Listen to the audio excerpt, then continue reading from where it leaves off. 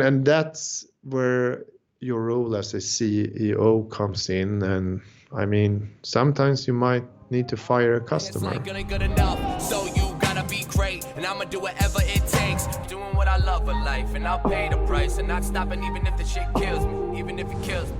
Hello everyone and welcome to MattGron Talks. My name is Mattias Gronborg, aka MattGron, with a bruised eye here today, as you can see. Here I share my scale-up journey, building my company from nothing to something. And of course, with me as usual, my dear friend and co-host, Svea-Malina Lenshoff. How are you doing today, Svea? Matthias, hi, nice to see you. Actually, I would like to ask you the same thing, so you have to address this eye there. What happened? Yeah. I mean, this is my, growing boxing career. It happened during the lunch session at the gym. So good. I'm relieved to hear that. No other issue, just the boxing. Okay, good. No. Well, welcome to MattGron Talks. Also here from my side. This is where entrepreneurship runs smack into reality, and we smack into reality every Monday, Wednesday, and Friday, and we have a whole framework in place. Matthias, that's your turn. Yes, we do. And we have a framework for all the newcomers to just embrace. And we talk about self-development every Monday. And then I share all the things I'm learning, growing as a human being and a leader here at my company. And then every Wednesday, we talk about all the things I'm learning in the entrepreneurial process. Scaling up my company. And then every Friday we talk about my weekly self-inventory, and that means we talk about the week, and I also share what I could have done differently, what I have learned, and we are celebrating the victories together. Yes. Thank you for the framework. That's the framework. That's my turn now. That's how we smack into a reality 3 times every week. Then let's take the Wednesday now, I would say. Why not? Should I introduce it's Wednesday. Yeah. Yes. All right. So today, the topic that I came up with, you inspired me with to the topic, of course. But the topic I want to talk about is the right culture fit with customers. I think quite a few episodes ago, I think it was in one of your self-inventories. I think you shared something there, and I thought that was too interesting not to go a bit more into depth into this topic. So I want to ask you first, how important is the culture fit for you when it comes to customer relationship? Because I know when you're hiring new talents, that is very important for you. Yeah, really good question. I think let's elaborate a little bit on that and what I thought about back then, I think. And I mean, first we must remember that people, they buy on, based on their emotions. So I think if you have more fun together with the customer, they will stay longer, and the customer retention will be better if there's a culture fit, right? And we have our culture code here at Igomon, and we have been talking about that before, and in like a very short description, we talk about how we could be brave, stay crisp, and then we have fun together. And I think it's the same thing together with the customers. So we actually use our own culture code to screen customers, and I think that's one huge reason why you should look for a culture fit among customers, the customer retention. And then I think also, I think that is what we spoke about last time, because it also foster better collaboration between the customer and the team. And that means you also get a better, more efficient relationship together. And I mean, over the years, I have learned and I have seen what happens when you might have a not so good fit. Maybe there is a customer, the communication and collaboration doesn't work because of, I would say, based on values. Like you don't have the same values around how you should run like a successful work. And then very often I can see how people, the team, start to prioritize the fun customer Interesting, versus yeah. the not so fun customer. Can't blame them, yeah. Yeah, but I mean, it's if you have a customer that always make you feel bad, you know, in the on the relationship side, Yeah. and then you have a customer that you actually feel inspired to work with them, and we are humans, and we want to have fun, right? Yeah. And so if you have an option, Go for what the would fun you like? customer, of course. Yes. Yeah, like if you should fill up a day, would you fill it up with a fun customer or a not so fun customer? Yeah.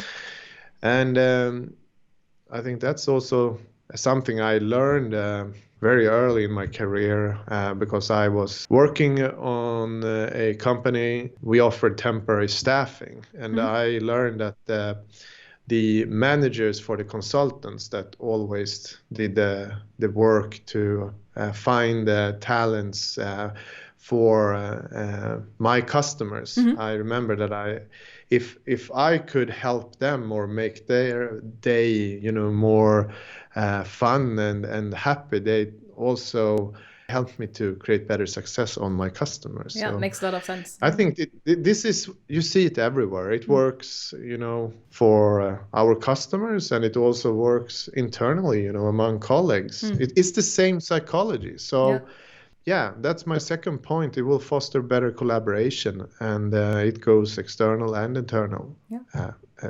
Eternity. Eternity. It goes external and internal for an eternity. Yeah, I mean that's a good summary. Let's Huh? take that. Punchline. I will take that here. It was a joke. I know, I got that. Punch. Yeah. Okay. Ooh, I should put some. Yeah, I have some ideas for editing there. Yeah. All right. So you had 2 points there. Did you have another point? I think it's also very important. This is actually something we talk a lot about right now at Moon, because let's look at the sales process. For our services, I would say like a typical sales process, it's around, let's say, 6 months. And it's very easy to initiate a sales process with a prospect that is not the right fit on the culture side.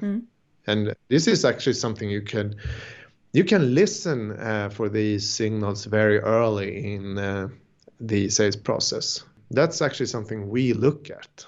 But I think you must also remember that culture fit, there is also personalities out there. Remember, like, do you understand what I mean? Like, there is culture and personalities.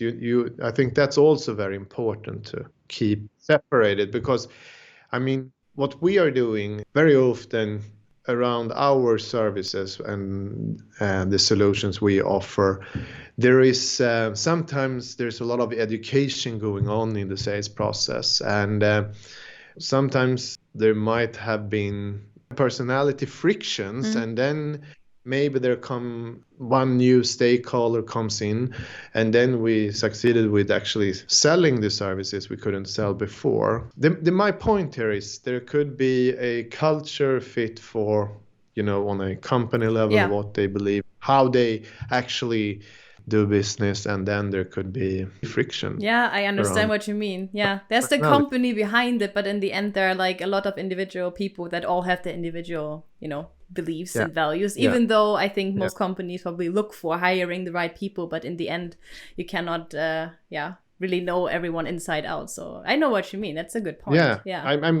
So my point is that, like, in a modern world, you need to actually manage personalities, but culture fit, it's actually something else. For us, we often work with many people on the customer side, so that's why it's so important with the culture fit. And I think that the 3 points I talked about will definitely fit into that culture fit part. Yeah, you said that sometimes early on in the sales process you can already recognize if some other customer might be a good fit or not. Can you talk about that? How do you even know if someone actually is a good fit or not? I mean, put you like both sides down their their values and their beliefs, and then they compare, or how does that practically work? How do you know a company is a good fit? I think first you need to understand, and that's why I started the conversation around our culture code. You need to have a defined framework for what that is, because then you can use it. Because we use our culture code for our internal work and communication and behaviors, attitudes. We have the culture code, and we use it for the same thing when we look for customers, like good fit customers. And I think it's the same thing as probably you know what you're looking for in a friendship, right? When you're in business, you meet people, you meet companies where they could be doing things in a transparent way or a non-transparent way. Yeah. There could be things you hear in a meeting that you realize, okay, this is not according to our values. And when I was sharing that, I actually remember how many years ago I decided to not go along and actually send a quote with a customer that asked for our services. And I did that because how he expressed himself when he asked about if we were outsourcing it, our services. Okay. Because I felt that there was something around that was discriminating. So, for me, that was more on the value side and how they did business. So that's why I want to go back and talk about the importance of having a defined culture that you actually could teach. And we use it for our internal discussions around attitudes and behavior. And we use it for how we look at the attitudes and behavior we hope to see on the customer side. And if we can match that, then I know we have a higher success of getting better customer retention. I think it will also foster better communication between Igomoon's team and the customers team. And I also believe time is money, and we are spending a lot of time selling our services, like teaching the customer, and it's super important that we spend our time on the right culture fit customers that we could have fun together with. And if you have fun, the team is more happy, and that also lead to better talent retention or employee retention. Because if you have a lot of customers that your staff is complaining about, like, oh, I don't like to work with this, they are always making me feel so shitty, and that's where your role as a CEO comes in. And sometimes you might need to fire a customer to make the happiness grow. So I think it's an important discussion. Yeah, thanks for sharing that summary. That was very interesting. Also the part that you said, like, already a couple of years ago, you decided to not go forward with a customer because you felt there was something off. Yeah, but the reason why I shared that was because, I felt there was a contradiction on, around values. And that's why I asked you about, like, friendships. But that was something I did when I was alone in a more like a consulting, freelancing role. Okay. But if you have a team and you are building a company, you need to have a defined culture to be able to put that into motion. Yeah. Because that brought up another question for me. Because what do you think? Like, I think I'm especially also thinking maybe of a company who might be in an earlier stage and kind of, relies on customers, or like is struggling customers getting in the first place. But do you think that no matter what stage you are in your business, do you think if you feel there's something off, there's not the right fit, do you think you should early on maybe even say no to customers? I think the answer lies where we set the culture before the personalities. What I hear is that, like, early stage, okay, let's don't lose the money. We need the money. And in your example, then I heard that this was not maybe a culture fit customer. So then I mean, you know, the not so good fit versus the good fit.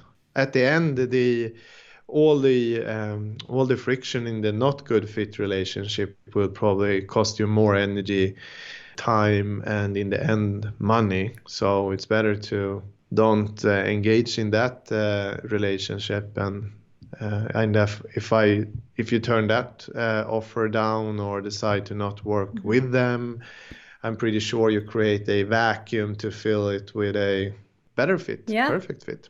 I like that So, takeaway you shared there. I think it's very valuable. And this is something I genuinely wondered about, because I can relate and understand if companies, you know, when they're starting out and they don't have as many customers, but oh no, we can't afford to lose that customer. We have to go through with it. But I think your point was so valuable to say, yeah, but all the friction you have there and like all the headache you get, is it worth it? Or should you rather then put this energy into another customer and attract the right people? Because I really also do believe if you, like you said, have all your values in place, and you at Eigen Moon, I think you are, you have them on your website, you're very like open about it. I feel that also in the end, after all, attracts the right customers in the long run. So I think that was really, really good advice you gave there. And I think often the problem is, if I look at my experience, for us, it was like in the beginning, that was not really a problem, because I think, you know, when the founders go out, they're very enthusiastic, and, you know, you have that energy, people, they really want to work with you. And, you know, I think the friction came later, I think, when it was not just maybe me and some other people in the early startup years actually doing that, how should I say, screening work. I can also imagine that it's another thing when you have like a couple of employees and you feel responsible for them. And I don't know, I just thought maybe want to protect them also and want them to have good customers to work with. I feel that's probably also that comes in later on. In the beginning, maybe it's just you and so like 2 or 3 other people, and you deal with it yourself. But then once there are other people and employees dealing with it, I can imagine that this is also another aspect that okay, now I have to take care of my people as well. But that's when it becomes so important that you as a CEO steps in and protect your people. Because people, they can really feel when you are choosing the money instead of their safety. So you asked me about the early stage startup years, but I want to go back and say this question becomes much more important when you are scaling up and you have a growing team working for you. And I think it's actually a topic that should be brought more out into the daylight. And well, we're doing our part today, I would say. We should talk more about it. It's such a huge part of the working environment, right? I mean, absolutely. I also think it's super interesting to talk about that for sure. All right. But I think for today, we've done our part, right? So shed some light there into the dark. And you guys, thank you for watching. Maybe you had some on my dark eye. Oh, your punchlines today, Mattias. Wow. Yes, so let me wrap this up with a punchline. Please, go ahead. Thanks, guys, for watching MattGron Talks. If you like what we do here, please subscribe, leave a comment, and we hope to see you in the next one. And we have a Friday episode coming up. So see you in the next one. That's it for today. Boom. Bye-bye. Bye-bye.